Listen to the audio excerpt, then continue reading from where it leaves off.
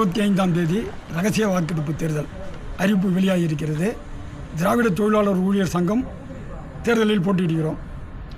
திராவிட தொழிலாளர் ஊழியர் சங்கத்தின் மிக முக்கியமான கோரிக்கை வாரிசு வேலை கோரிக்கை. நாங்கள் வெற்றி பெற்றால் உறுதியாக வாரிசு வேலை கோரிக்கையை நிறைவேற்றி தருவோம். சொசைட்டியிலிருந்து நிரந்தரம் செய்யப்பட்ட தொழிலாளர்களின் கோரிக்கை என்பது எங்களது சட்ட போராட்டம் அது நீதிமன்றத்திலே இருக்கிறது. பிஆர்எம்ஏ பிஆர்எம்ஐ தொழிலாளர்கள் ஓய்வு பெற்றால் அவர்களுக்கான ஓய்வு கால மருத்துவ சலுகை அதுவும் நீதிமன்றத்திலே இருக்கிறது.